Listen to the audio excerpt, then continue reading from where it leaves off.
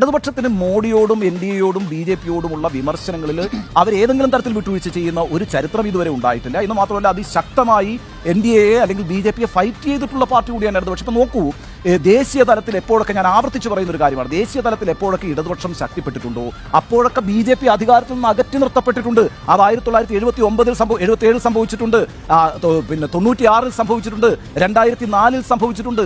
അതിനൊക്കെ ചുക്കാൻ പിടിച്ചിട്ടുള്ള CPM ആണ്. 2004 എന്താ സംഭവിച്ചത്? 2004 കോൺഗ്രസ് ഒറ്റക്കക്ഷിയായി വിജയിച്ചു വന്നപ്പോഴുണ്ടല്ലോ, ഞാൻ നേരിട്ട് റിപ്പോർട്ട് ചെയ്തിട്ടുള്ളതാണ്. 10 ജൻപത്തിൽ നിന്ന് സോണിയാഗാന്ധി അപ്പോൾ തന്നെ തന്റെ കാറിൽ ഇറങ്ങി ആദ്യം പോകുന്നത് ഹർകിഷൻ സിംഗ് സുർജിത്തിന്റെ വീട്ടിലേക്കാണ്. ഞാനത് റിപ്പോർട്ട് ചെയ്തിട്ടുള്ളതാണ്. പിന്നീട് സുർജിത്താണ് അവിടെ നിന്നുകൊണ്ട് UPA എന്ന് പറയുന്ന ഒരു സംവിധാനത്തെ അധികാരത്തിലേറ്റാൻ വേണ്ടിയിട്ടുള്ള എല്ലാ പ്രവർത്തനങ്ങളും ആവിഷ്കരിച്ചത്. ആ അർത്ഥത്തിലൊക്കെ ഈ ഇടതുപക്ഷ പ്രസ്ഥാനം ദേശീയ തലത്തിൽ പിന്നെ ഒരു ബദൽ ഉയർത്തിക്കൊണ്ടുവരുന്നതിന് നല്ല രീതിയിൽ നേതൃത്വം കൊടുത്തിട്ടുണ്ട്.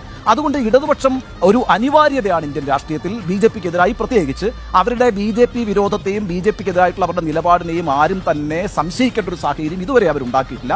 അതുകൊണ്ട് രാഹുൽ ഗാന്ധി ഇവിടെ വന്നിട്ട്, ഇപ്പൊ വയനാട്ടിൽ രാഹുൽ ഗാന്ധി മത്സരിച്ചു ഈ 2024 എന്ന് പറയുന്നതിനെ സംബന്ധിച്ച് എനിക്കൊരു അഭിപ്രായ വ്യത്യാസമുണ്ട്. 2024 എന്ന് പറയുന്നത് 2019 പോലെയല്ല. 2019 ഇന്ത്യ എന്ന് പറഞ്ഞൊരു സഖ്യമൊന്നുമില്ല. 2024 പക്ഷേ അത്തരത്തിലൊരു സഖ്യമുണ്ട്. ആ സഖ്യത്തിന്റെ ഏറ്റവും പ്രധാനപ്പെട്ട മുഖമായിട്ടുള്ള രാഹുൽ ഗാന്ധി വയനാട്ടിൽ ഒന്നാമത് മത്സരിക്കാൻ വരരുതായിരുന്നു.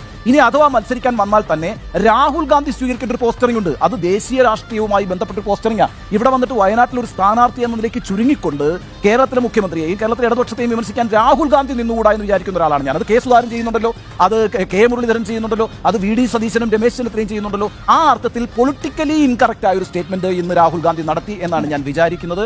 അതുകൊണ്ട് അത്തരത്തിലുള്ള നീക്കം മാത്രമല്ല, ഞാനൊരു കാര്യം പറഞ്ഞോട്ടെ, ഈ നമ്മൾ വളരെയധികം വിമർശിച്ച ഒരു പരിപാടിയാണല്ലോ കേരളത്തിലെ ഈ നടന്ന പിന്നെ നവകേരള സദസ്സ് എന്ന് പറയുന്നത്.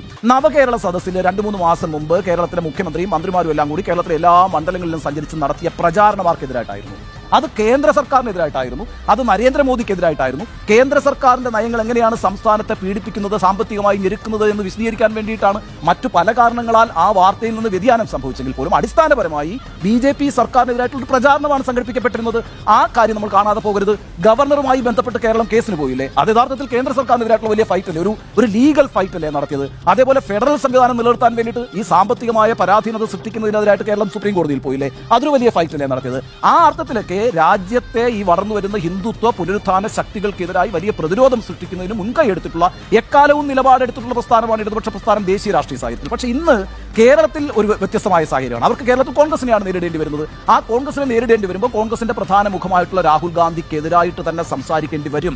ആ കാര്യം അതൊരു രാഷ്ട്രീയ തന്ത്രം കൂടിയാണ്, അതവരുടെ നിലനിൽപ്പിന്റെ പ്രശ്നവും കൂടിയാണ്. ആ അർത്ഥത്തിൽ പിണറായി വിജയൻ രാഹുൽ ഗാന്ധിയെ തന്നെയാണ് ഇനി തുടർന്നുള്ള ദിവസങ്ങളിൽ വിമർശിക്കാൻ പോകുന്നത്. അത് പിണറായി വിജയൻ മാത്രമല്ല, ഇടതുപക്ഷത്തിന്റെ ആളുകളെല്ലാം തന്നെ കോൺഗ്രസിനെയും കോൺഗ്രസിന്റെ നേതൃത്വത്തെയും കോൺഗ്രസിന്റെ നയങ്ങളെയും എതിർത്തുകൊണ്ട് തന്നെയാണ് കേരളത്തിൽ ഈ പറഞ്ഞ തെരഞ്ഞെടുപ്പിൽ ഫൈറ്റ് ചെയ്യുക. കാരണം അത് ഇന്ത്യ സഖ്യത്തിന്റെ പ്രഖ്യാപിത നിലപാടാണ്.